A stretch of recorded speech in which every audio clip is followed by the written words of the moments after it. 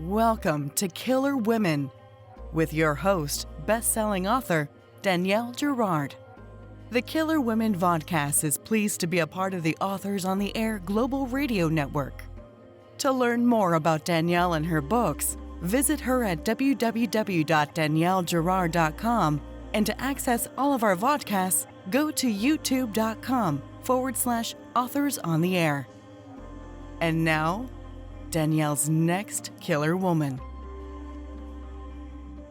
Hello, and welcome to Killer Women Podcast, a proud member of the Authors on the Air Global Network with 4 million listeners. I'm your host, suspense author Danielle Girard, and my guest today is Georgina Cross. Georgina is the author of One Night and Nanny Needed, and the Amazon best-selling author of The Stepdaughter, as well as The Missing Woman. Her newest book, The Girl in Your House, is out September 2nd. Georgina has 2 more books set for publication in 2023. She's a member of International Thriller Writers, Mystery Writers of America, and the founder and president of Susie's Wish. Married to David, they enjoy weekends with their combined family of 4 sons. And here I have The Girl in Your House. Welcome, Georgina. Thank you for joining us. Hey, Danielle. Good to see you.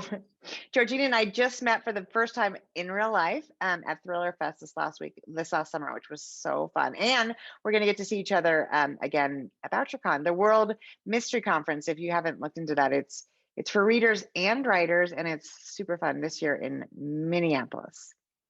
Yay! Yay! So reader time, it's so fun. So first of all, Georgina, tell us a little bit about The Girl in Your House.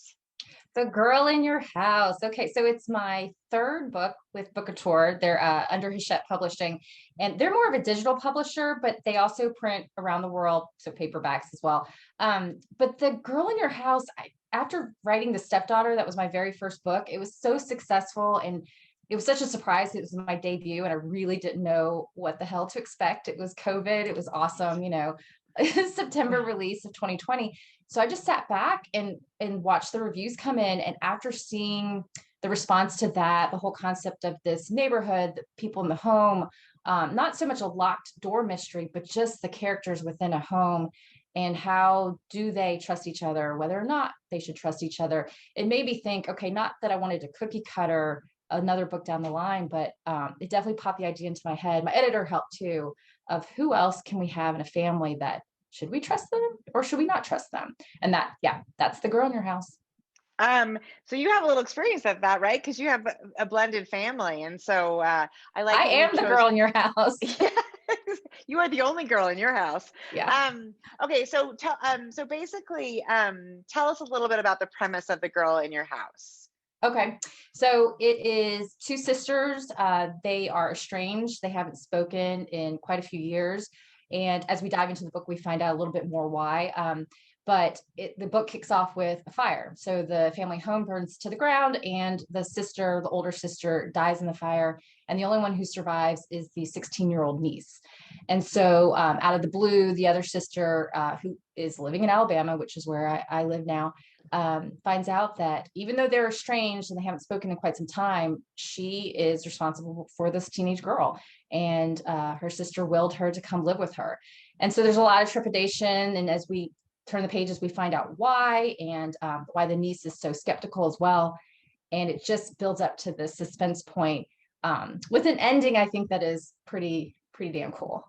Exactly. And, she already has a daughter, she already has a daughter at home who's a little bit younger. So that's another kind of interesting aspect of the book, I think, is that, when you're raising a child, and she's also a single mom, raising a child. And when you're raising a child, you realize that the influence of an older daughter, and of course I have a daughter, and we know what it's like to be young women. The influence of an older daughter, when her daughter doesn't have a cell phone, her daughter doesn't wear makeup, all of a sudden, and her daughter's, I think, 14? 13. 13. Okay. Mm-hmm. All of a sudden you have this influence of this older girl, which it is unnerving, right? Because it's going to definitely change the way your daughter acts, and immediately it does, right? I mean, oh yeah, they clicked together really well. That was fun to write. too, is just how the younger one would naturally be fascinated with this older teenage girl. That's, the fact that she never even knew she had a cousin. So that's another part of the book. Right. The fact that she didn't know she had an aunt. Her mom had really kept all these secrets from her. And then for the niece to come live with them too. And I thought it was interesting, the woman starts to realize over time that they've been estranged this whole while, but they were both single moms, right? Yeah. And it was, we should have reached out to each other. We could have talked. I was a single mom for quite some time too. So parts of that, of my own personal life, I could write into it, but to know that we missed out on all this time together, like our girls could have known each other. They could have grown up, why did we separate? But again, in the book, you find out why. Yeah. And there's this fun echoing that happens between, the sisters, the older generation of sisters and the sort of younger generation of, cousins, but they're since they're going to be living together and stuff, there's this, there is a sense of them being sisters in a different sort of way, which is really, it's really fun to sort of have those two parallels and yet, not quite parallels. And I thought that was really fun to sort of unravel the way you do it. You give us this, just all we know is that there was a fire and they were estranged, and then over time we get the snippets of sort of the what happened all those years ago and why our protagonist has been. And you have to remind me of her name because I'm blanking. Oh, Tara.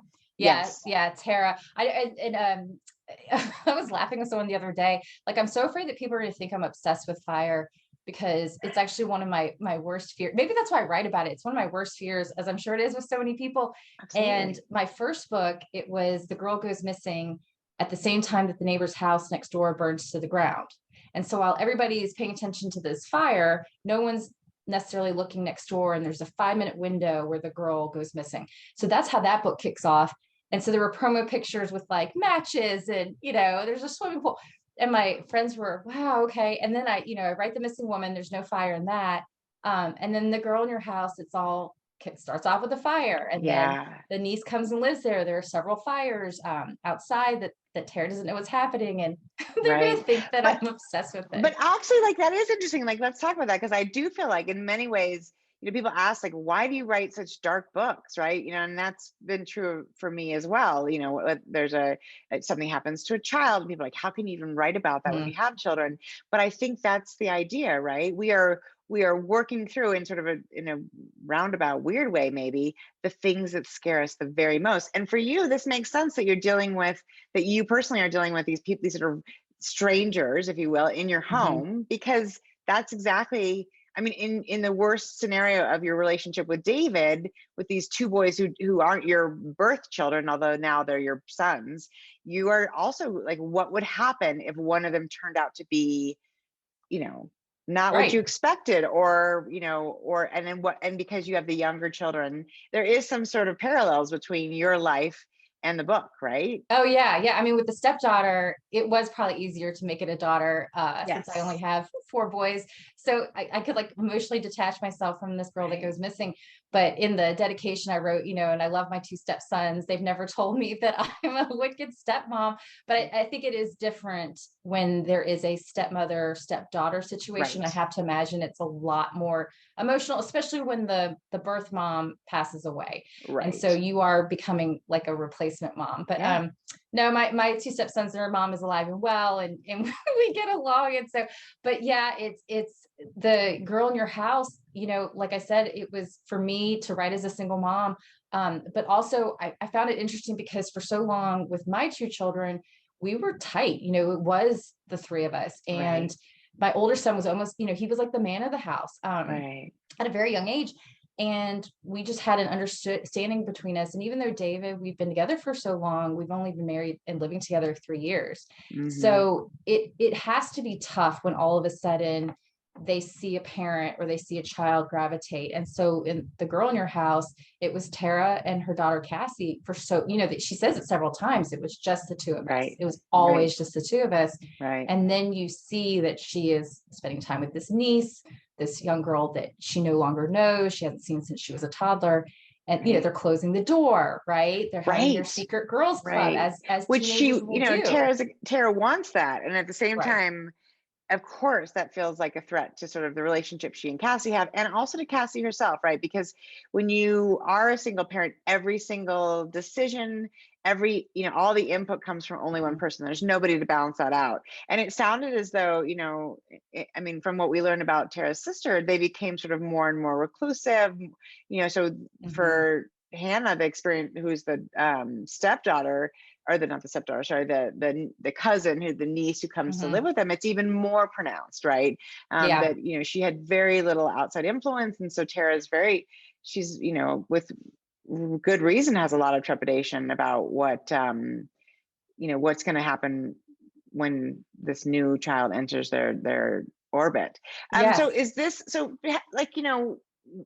besides the sort of idea that you have this interest in sort of the people who live in your home who aren't necessarily your birth family, if you will, is that, I mean, so how do these ideas sort of yes, you had written the stepdaughter that, you loved the sort of response to that. And so you started to think about sort of okay, who else can be in this family? Yeah. And I noticed your other books are nanny needed, which is another person, right, who can be in your house who's not necessarily related to you. And that, I mean, obviously as parents with children who, that's another whole, who babysits your children is a whole. So you have a lot of books about parents and children. What draws you to that? This is fascinating, Danielle, because I've never really, I've done so many interviews and we've talked about the different books. I've never thought of Nanny Needed in that way. I've actually done interviews where I've said, yeah, it was a way, my sister lived in New York for quite a few years. We'd go visit, and it was a way for me standing on the sidewalk, looking up at these giant penthouses on the top. Some of them are 3 or 4 stories tall in one building. And just that was where the nugget came from. But it was, how do I infiltrate? Like you said, how is there this person that can come into a family? And for me, it was the nanny. And I didn't realize that, wow, that's what I've done with all my other books, it appears, is who is this person that can, not only rock their world, but just see what's behind closed doors, right? And see the nuances of a relationship. And is this person hiding something? And clearly in The Girl in Your House, it's the girl in your house. Is it the aunt? Is it the niece? Is it the daughter? Is it the sister who, before she passed away? So it throws a lot into question. But yeah, Nanny Needed. There you go. Danielle has psychologically analyzed my brain. Well, I mean, I think so. Let's talk about that, because I think one of this is a show about killer women, and again, not a man bashing show. We love men, but it's a sort of opportunity to explore what it is that makes women authors different. And I think one of the things that's obvious, and it's not true of every author, but it's certainly true of both of us, is the mother part of it, right? And the relationship of a mother, with a child is different than the relationship with the father of the child. And we don't need to talk about why, because we just know that that's true. And in the nanny, and I haven't read Nanny Needed yet, but what it makes me think of is sort of the vulnerability. This is what all of this is about, right? Is that the vulnerability of letting somebody into your home. Absolutely. With your children. So it's one thing to be like a single mom or single woman and be like, oh, I'm letting somebody come live with me. It's a roommate. That's creepy enough, right? But when you are protecting not just yourself, or not even as much yourself as you are protecting your children, because that's the instinct, right? We are, of course, we always worry about our own safety, but inherently we worry at least as much, or more, I would argue probably more, about the safety of our children. And so that is, and there's also this dynamic, which I think is so important in our society, which is the sort of working mother versus the stay-at-home mother, right? And in a nanny needed situation, you're obviously dealing with a mother who's, or at least out of the home, whether or not she's, working or whatever she's doing. So she's actually almost confined to the penthouse. Oh, the mother is. I'm going to have to send you a copy, Miss Danielle. Yes, you are. Yeah, she's confined. It's like a gilded cage in this penthouse. And then you find out why she chooses to be there, and is she forced to be there? And then this nanny shows up. But the promotion has been # it's not the nanny. because we know everybody expects it, right? Of course, we're gonna. I tell people all the time, I'm like, straight up, this nanny does not have an affair with the man of the house.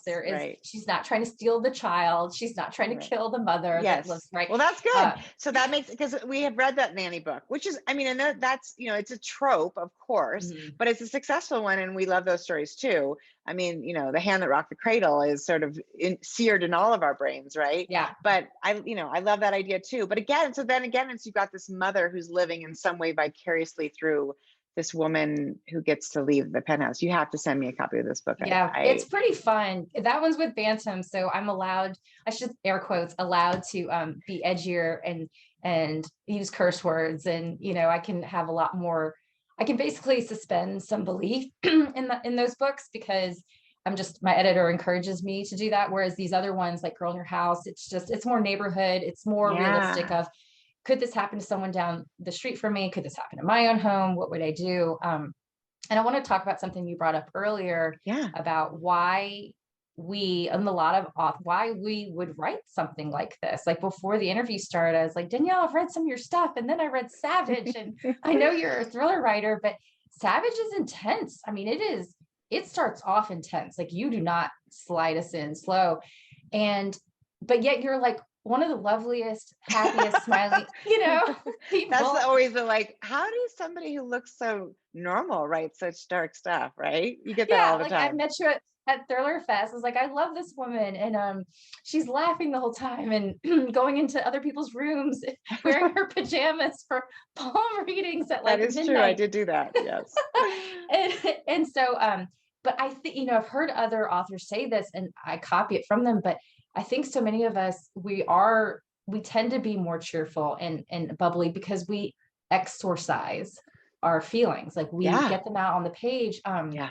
My husband, I love him to death, but my God, he bottles everything inside. Like he's the guy on the Green Mile, the big, huge man that like sucks in all the bad stuff and just tries to take it away from everyone else. And then and I see David do that, whereas I am, a curse bomb every few seconds, and I just release it all out of my, and I feel that that's what a lot of us can do. And once we get it on the page, we can somehow be bubbly, and people will meet us and go, I can't believe you even write this stuff. Right. What's wrong with you? Right. Exactly. Why do you look so normal? I think that's right. And we talked about this a little bit about this also. And I can't remember what interview had started now, I'm forgetting, but the fear thing again, right? Yeah. Like if you're holding in all your fear, then of course it sort of eats you from, and it's why people have ulcers, right? It kind of eats you from the inside, versus if you're working it out in a way, even if the worst fear comes true, which it usually does in the books, that's the whole sort of the idea, at least you're kind of expelling it, like you're exercising it. So I mean, we all have stress and anxiety. I can't even imagine if I didn't write this stuff out and get it out of my system, what the stress would do, we're authors. And then there's this other level of like uncomfortableness and stress. But yeah, I think, SNL did that skit, I think it was a year ago. And I don't know if you watched it, but they were making fun of all the women who watched all the killer crew crime documentaries. No, I have to watch it. So I'll send you the link. So SNL makes fun of us. It's women who love killer shows. Like, why would we watch this crap? And they're in their pajama pants all day, and their partners come home and are like, have you literally been watching this for 6 hours? Yes, I have. And it's like, why would we do that? Glennon Doyle in one of her podcast interviews was like, there's enough heartache in life. I don't want to watch that kind of stuff. Whereas her wife, Abby, is like, but it's informational to me, it's gripping to me, it's entertainment, like I can pull myself away and separate. But at the same time, I think in the back of our minds we're going, well, as authors we're going, is that a story idea? Right, let's be truthful. But there's also a level of shit, what would I do if something happened one day and I was in a situation? Or how do I look out for people? There is this part of information gathering. It's deep down, but we are watching this as how do I avoid being abducted?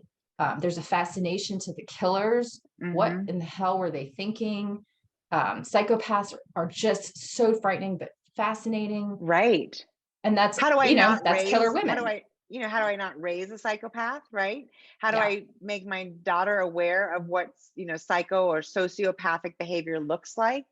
Yeah. And also how, like you said, I mean, we know our neighbors. How well do we know our neighbors? I mean, obviously there's people out there, and plenty of them, who are like, I never had any idea Right. that he was doing what he was doing. And there's people married to those people who never have any idea, right? Yeah. And then obviously, oftentimes the mothers of, particularly now we have this generation of mass shooters.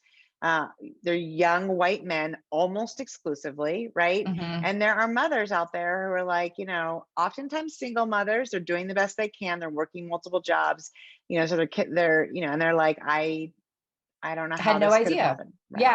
Yeah. I just finished reading a book called The New House. I think it's Tess. I'm going to blank out her last name. Sure. She's with Avon, but it talks about, it starts off from a psychopath's point of view, and then you find out who the psychopath really is at the end. But what I found fascinating is they said it's similar to autism, where there's a Yeah. spectrum with Mhm. any personality trait, positive or negative. So a lot of people can be considered psychopathic, but they're functioning.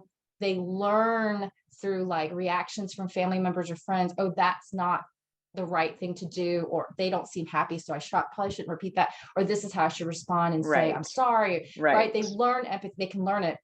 And then there's this like bit of on the spectrum where a lot of these psychopaths, and this floored me, are tech moguls to an extent, CEOs, Mhm. neurosurgeons. And I'm not saying blanket statement. This is Right. not for all of these folks, Right. but we've interpreted it as, wow, these people are highly ambitious, very Mhm. driven, Mhm. can compartmentalize, because there is a level in their personality that they can separate. Then you get into the level of psychopathy, I think it's called, where unfortunately, they may do harm and they may want to hurt other people, and they just don't, Right. they have no empathy to do it. It was fascinating, this book, because there are several people wanting to buy this house that all demonstrate traits of psychopathy, but they all have like normal jobs. Right. And there's one who's blindingly, and the Right. parents at an early age are like, this kid, there's something wrong with our son. And I can't even Yes. imagine being like, Right. there is something wrong with our little boy. Right.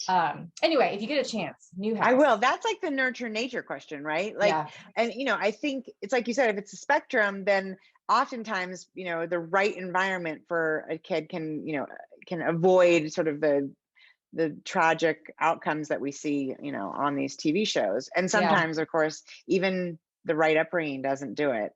You mentioned something else earlier that I want to talk about, because I think it's something that I haven't addressed a lot on the show, and I think it's an interesting aspect of publishing, which is that you are one of those people, and they're rare because I don't know how you do it, who writes for two different publishers. Right. Yes. And as you said, what Bookouture, which is part of Hachette, what they are looking for in the book is really different from what your Bantam publisher is looking for. And I think people don't really understand how much of our stories are sort of, hamstrung or mitigated or, Guided. guided. Right. Maybe hamstrung is the wrong word, but or hamstrung. It depends on your by our perspective. publisher. So talk a little bit about that, because I think that, because Bookouture, the books seem to be a little bit shorter, right? So tell us, like, what's the sort of, when you're writing for Bantam, it's sort of this, and when you're writing for Bookouture, it's sort of that, because I think that's interesting to hear about. Yeah. And I've done several interviews about the fact that I'm with two different publishers, because I think for some folks it is fascinating, and they're probably going, why in the hell would she do this to herself? Yeah. I mean, for sure. But I worked a full-time career for 20 plus years, but I wrote on the weekends. So I had several manuscripts, and my agent just could not sell the first manuscript. But like a lot of us do, we start working on something else in the background. Right. So all of a sudden I had like several manuscripts pretty much ready to go. And my agent within 3 months signed a 2-book deal with Bookouture. And then I was like, I have this nanny needed manuscript. And she was like, oh my God, I know who to pitch this to. And we sold it in less than a month to Bantam. And so at that point I was like, I'm not going to turn down any contracts. I'd waited 4 years. Right.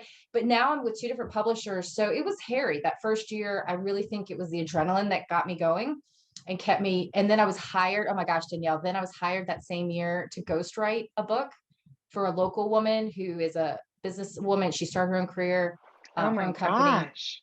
So she was the reason I was able to leave my full-time job, because she basically paid me like a part-time staff for the rest of the year. So I turned in that book, and then the next year I kind of crashed.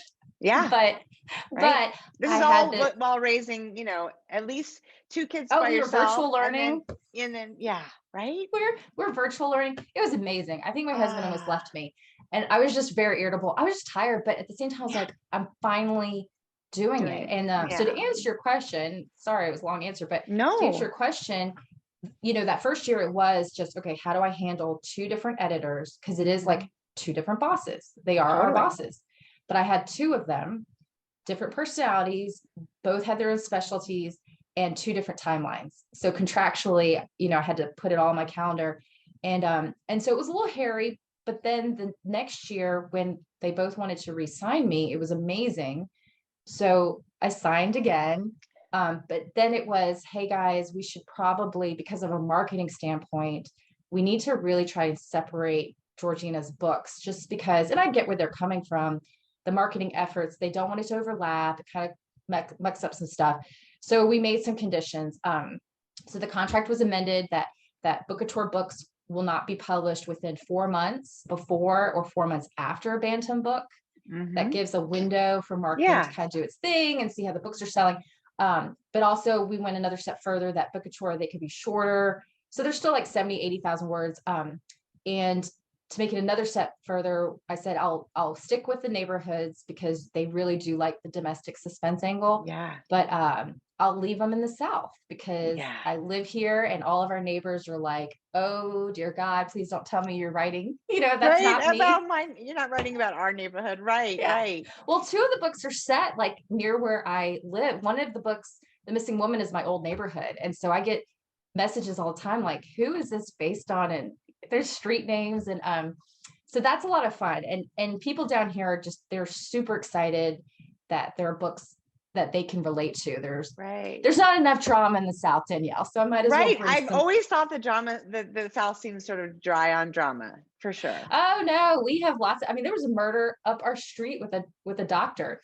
I was kidding. The South has got plenty of drama. You guys have lots of, I mean, everybody everywhere has drama. The least dramatic place is probably Montana, right? I mean, not a lot of drama here. Actually, Cowboys. I was approached by someone. I'm not going to ghostwrite their book. I'm too tired. But he is a bounty hunter. Like he and his wife. Oh. He used to work in TV news, and they grew up in Montana, and they moved back to Montana. And their dad, I think his dad is a bounty hunter. And he said just some of the people they've chased after. They have so many stories. And I was like, that is damn, and that's in Montana, Danielle. Well, there you go. I mean, there's drama to be found anywhere. But so it's interesting. So people. This is another thing that I think people who meet authors oftentimes do, is they read a book and think, oh, wow, which part of that is you? So disavow them of that too, because that's not really how it works, right? So I mean, do you think the characters that we're writing about aren't really us? Of course, there's some sliver of like reality in there. You know what it's like to be a mother, so you're but in terms of the sort of the drama of it, or the friend you had who was in a book who betrayed you, or the neighbor who's psychopath. It's not really how we're not really basing these on real things. And thank God. And I hope none of this ever happens. I'm like, please, I really don't ever want this to happen to anybody I know. But it was interesting. The Missing Woman, I had to write it fast because I was under contract. So I wrote it in 2.5 months. I just had to pump it out. But it flew out of me. And it's like I said, it was based in my old neighborhood. And after my husband read it and my mother read it, they said, you're Erica, which is the main character. And I was like, no, I'm not. And I wasn't Erica, but like you said, there were enough, that house, it's my old house, the way it's laid out. That's my kitchen counter. That's my Blue Moon she's drinking. That's the driveway she goes outside. There's the hill where the woman supposedly has gone missing.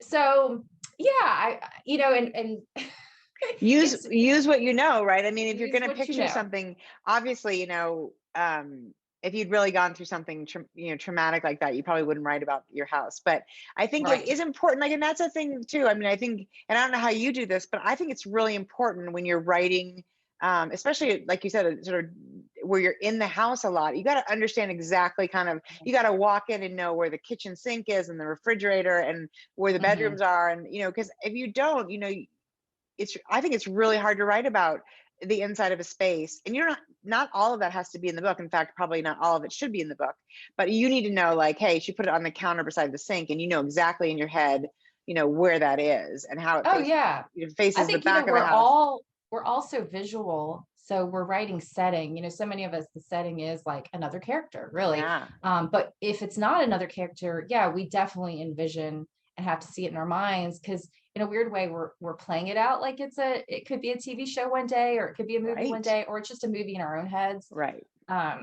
But yeah, I mean, yeah, I hope to God, Danielle, have people in your life that have like been serial killers, and I don't think anybody imagines that. Not yet. Not touch yet. wood. Knock wood. Exactly. That's No, I don't think they do it there, but I think particularly the secondary characters those sort of, the characters that just create atmosphere. I think people do think, well, who, that person seems familiar. Yes. So now I was going to ask you, since you're on such a crazy fast schedule, and you said you just wrote that, you just had to write a book like in 2.5 months, which is totally insane. What do you think about writer's block? Does it exist? How do you get past it?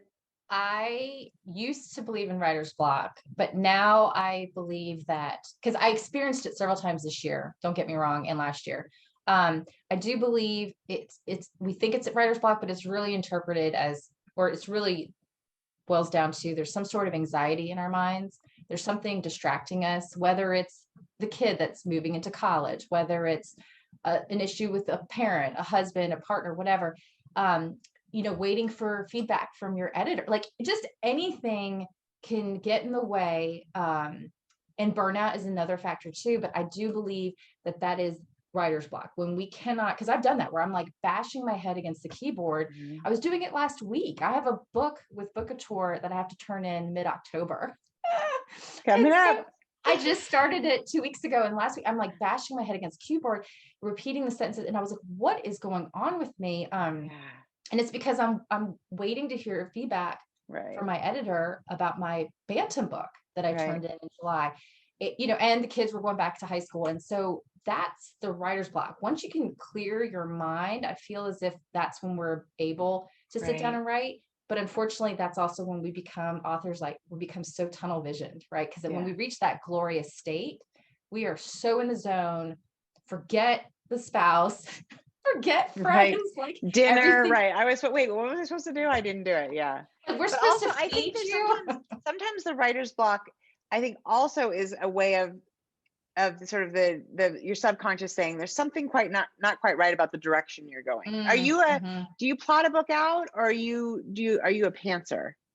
I'm a plotter now. Okay, so that is interesting. So that may be not the scenario with you, but for me, when I cannot figure out what happens next, because I'm not a plotter, and I wish I were, but I've never been able to do it successfully. It's something the book is saying, you're heading in the wrong direction. Yeah. Okay. So you're a pantser. I mean, do you at least have the beginning in your head? And I usually have the culminating scene. Like I know exactly sort of what goes on the sort of that last action scene. So then I know what I'm working towards. Yeah. Okay. But, no, you're exactly right. That's another element for sure, is maybe we don't even know our characters quite yet. So it's like, I don't know how he's supposed to talk or act, or how she's supposed to be in it. And yes, that's another level of, I don't know how to write these characters, and I'm not in their heads yet. Like Alice Feeney, I'm reading Daisy Darker right now. Yeah, I ordered that too. So I just want to be her. You want to be Daisy Darker or Alice Feeney? We need to clarify. No, I don't want to be Daisy. Sorry. No, let me clarify. Yes, I wouldn't mind going to the house. This sea glass house on the Cornish coast just sounds fascinating. Okay. But no, Alice Feeney, I've listened to interviews with her. She like thinks about her characters, especially her main character, for months. Yeah. She starts ordering food like they would. Oh She'll my gosh. start thinking how Daisy would be. So Method when she acting. sits down to write, she is Daisy Darker. Yeah. She is the woman that was in Rock, Paper, Scissors. Yeah. And I think some of us, we don't maybe do that. I don't want to do that to such an extent. I don't want to go out to a restaurant and order food like I'm, one of my because I don't like Daisy Darker food, maybe. right? Right. I want to order what I want to want. But that is, Right. but even thinking about it, right? Even Yeah. thinking about like, if I'm going to order what I want because I'm Danielle, but if I were being my character, what would she order? She Right? Or what would basically he? does, what is it? Method acting. That's what I was just saying. Yeah, I just said that. Yeah, that is, I mean, that is really, and that's, I mean, that is a trick, right? We got to figure out Mhm. how to know our characters. And sometimes, you know, I wish I could sort of be thinking about a future character a little bit more during a current book. It makes you feel a little schizophrenic, a multiple personality disorder, when you have to be thinking about a future book and a current book and the book you're Yeah. revising and then the book that's Yeah. coming out. I mean, it's a lot of different people to have in your head, right? Yeah. No, I admit, even at the beginning of this interview, I was like, I know we're talking about Girl in Your House. Wait, what's the main character's name again? Right. I didn't make it easier for you because I was like, yeah, I Is can't it? remember now either. Why is that? That's terrible. But Well, you read so many books to prepare for all of us. I don't know how in the world you keep track either. well, I try. I mean, it actually is not that. First of all, the books I'm reading are amazing. The Girl in Your House included, and so that's helpful. And I try to read them as close to as possible to the interview, right, so that I can kind of have it fresh in my mind. So, Yeah. Yeah. but I Yeah. obviously enjoy, and I enjoyed it so much. I'm really looking forward to the Nanny Needed. Now, what's the next Bantam book? It's coming out, it sounds like next year now. What do you have a Yes. title for that one? Yes. It's actually the title I came up with, which is like So amazing fun. because I know that didn't happen to me for a lot of books. Yeah. right. That, you know, Bookouture is like, this is the title we're going with. This is the cover. It's done. Bantam, at least, you know, they're a little bit more hand in hand create, like, what are some of your ideas? And so, yeah, they took One Night, that's the name of it. And basically it's based on a house we rented on the Oregon coast. My husband did for all the family members. And we all got together and, you know, there's cousins and aunties and they're playing board games and going out to the beach. And I was looking around going, this would be an amazing place for a murder. I And love the it's like Oregon coast too. right there on the Pacific Ocean, you know. And it's cold, right? It's like always a little foggy there. It's And just it's got, amazing. And of course, yeah, there's a great storm. atmosphere. The Yeah. storm has to come through, of course. But yeah, so it's one night. It's literally one night. A family, 10 years prior, their daughter who was in high school was murdered. Her boyfriend at the time, he's convicted of the crime. He's sent to prison. He gets out on parole. And the family receives an invitation basically saying, if you really want to find out what happened to Megan, you'll go to this house. I'll tell you everything. Well, they don't know who it's from. Half the family's convinced it's the boyfriend that's out on parole. The other half the family thinks maybe we made a mistake and there's somebody else. So they all gather at this house begrudgingly, some of them, and the storm comes in, of course. And the uncle shows up, but he has come across the ex-boyfriend, the one that's out on parole, and he's wrecked into a tree. And so he drags him to the house. And now the family spends hours ticking by of, do we save this man? Is that the moral ethical thing to do? Or do we just take him out? Because he killed our little girl. And you have to get to dawn. You know, they're just waiting for daylight to happen. And so it's quite an emotional, and it's also, there's a lot of stuff that gets, as tensions mount, everybody's deprived and just staring. I mean, they're like circling him like vultures. And that's obviously during that night is when they figure out what actually happened all those years ago. Correct. So exciting. And then before that though, do you have another book coming up first, or is that the next book? Is that the next Georgina Cross? No, they're the one that I'm writing now.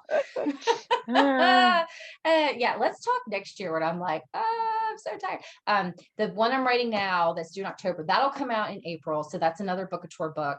And that's the woman in your photograph, or I don't know, the title's not determined yet, but that's completely different. Okay. And then the One Night book will be next August. Yes, August, I think, is the dates all got changed. Yeah, there's been a lot. I mean, there's paper shortage and there's editorial staff shortages and the world is still wonky, but at least we're back in real life. I'm so happy to be able to get to go to conferences again. That was just, those 2 years were tough for everybody. Yeah.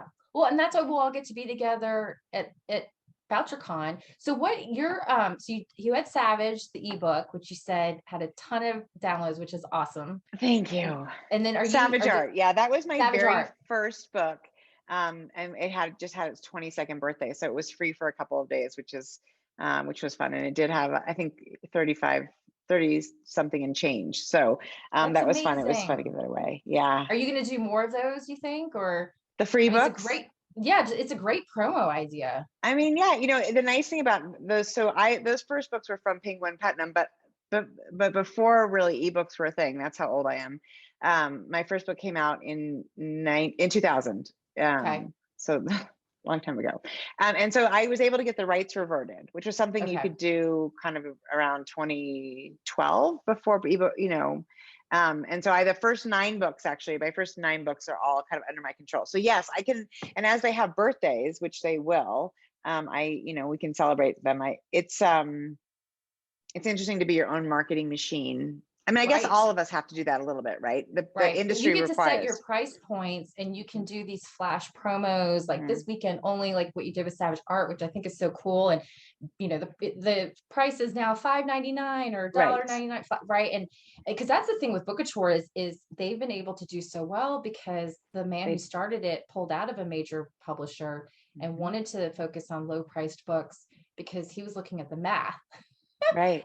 I mean, imagine that. And he looked at the math of if he priced books at 99 cents, $1.99, which was hard for me to swallow. I mean, I'll be honest with you. Right. In the beginning, it was, I've worked on this for and you're selling it for so low, but there are voracious readers that are flying through 2 or 3 books a week. Yeah. And so they will buy it. And the stepdaughter did so well. I mean, even my agent was like, I am so pleasantly surprised with how this is going. Yeah. So there's pros and cons. And then with a big publisher, like you said, you get all this marketing muscle. Yeah. But it's a little bit slower, and basically the thing with the big publisher really is that it's, and people don't maybe know how publishing works, which is another sort of interesting thing with sort of traditional publishers, and Bantam is one of those, as was, the Penguin Putnam imprint I was with all those years ago. They pay you what they call an advance. It's money up front, in order for you to sort of sustain your life while you write the book, is how that started.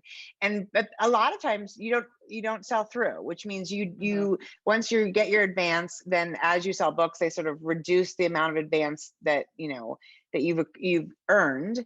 And if you earn out, that means you've repaid your advance. All this, but for listeners who don't, and then you start to get royalties on top of that.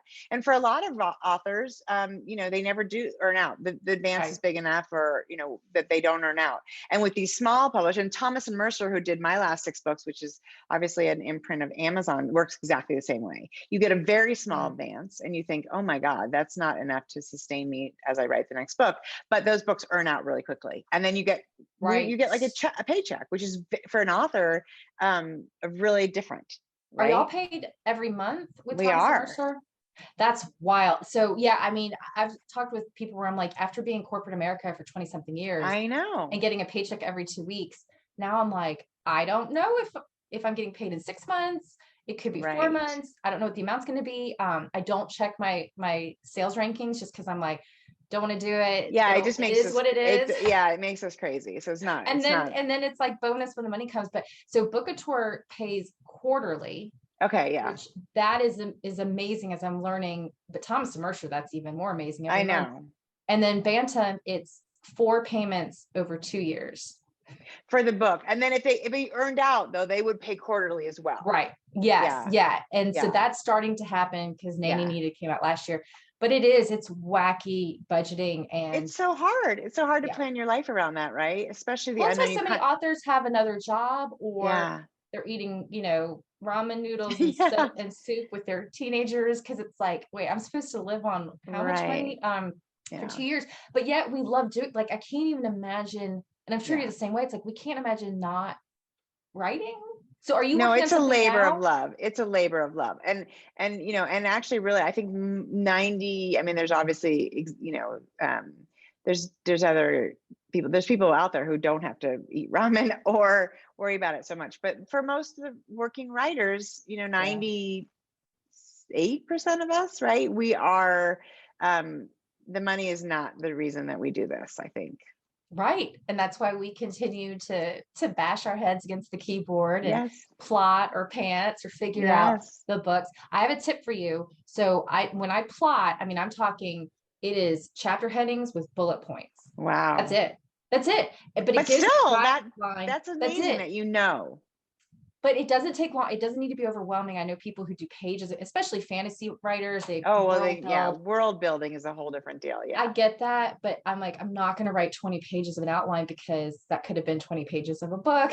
Yes, So right. You have to be, it's efficient. just bullets. Well, that's smart. I'm like 70,000 words in. See, I'm also a longer writer. My books are always 100,000 words, and I wish I was. Wow. I'm also not. Yeah, clearly I'm not. I'm a little wordy as well. But maybe I'll try that because I'm getting close to the end of Act 2. So we, Cool. and then Act 3 is always a little shorter. So I should probably try that and see if I can at least know where I'm going. Because once it's like, somebody else said, and I believe this is totally true, that the easiest place to stop is in the middle of something, right? Because then the next day when you get there, you're like, I know where I am. And then if you can get to the next middle of something, then you leave yourself sort of a little string to pull on first thing. Because otherwise it's starting from a blank page with a chapter number at the top is a lot harder than starting with I know where we are in this chapter and I know what happens next. It's so overwhelming. So it's bullet points. That's all I do. And as I work through the manuscript, it changes. I'm like, no, these bullets or this one bullet needs to move down here instead, or this one needs to just be deleted completely. So it's fluid, basically I think that's how writing should be. Like we should be discovering and adding characters or killing off characters potentially as we move through. That's like the brilliance of it. That's the magic. JT Ellison's a friend of mine. Me too. She writes scenes and then she puts them in order here and there. I had her on the show. She's brilliant. I'm like, I don't know, JT, how you do what you do. Plus now she's writing a whole fantasy series with the CIA librarian, which I love, Jane Thorne. So that's really fun too. I think you're right. I think that's and that's, I guess, maybe the gist of it is there's a million ways to do this. You just kind of have to find the way that works for you. But I feel like even though I'm 22 years in and 16 books plus how many that didn't ever make to publication, I feel like I can get better. I feel like I can get, not just better writer, which of course I think we all get better, but also smarter. I'd like to get smarter. Well, we're constantly learning and there's different stuff going on in our lives. So sometimes we write, or I've been reading Megan Miranda quite a bit. And I know you had her on the show. She's awesome. And I noticed I'm writing this new book almost like a Megan, because it's in my head. Because she has these shorter sentences and sentence fragments, and with suspense, it works. But some editors hate it, and so it's going to be interesting to see if I have to change it. But I think we just are constantly learning. It's like when I sent you The Girl in Your House and I emailed you and I was like, I am rereading the first chapter and I'm just like cringing. No, I mean, it's actually, and like you said, I think Bookouture does a really good job of these propulsive, stories. It's a one night read. I mean, and that is for a lot of people. And I'm not a slow reader. I shouldn't say that, but I'm not a crazy fast reader. And it's a book that, the chapters are pretty short. The pacing is really strong. So and I think that's how it's meant to be. It's a dish best served hot. I love that. Well, listen, can I blurb you for that? Yes, exactly. Oh, 100%. Yes. Anytime. I want to thank you so much for coming. It's been so much fun. And I'm feeling super excited that we get to see each other here it's like a month. Is it a month? August, September. Early September. A month from right this second, we will be together, which is super fun. We'll be at the bar. We'll be at it's 10 a.m. I guess it's 11 in Minneapolis. Maybe we'll be headed to the bar though. Who knows? But I want to thank you so much for coming today and talking about The Girl in Your House and all the books and all your success. And it's been so much fun. So cool. Thank you, Danielle. And we'll see you next time on Killer Women. Today has been my guest, Georgina Cross, and I'm your host, Danielle Girard. Enjoy. Bye. Bye.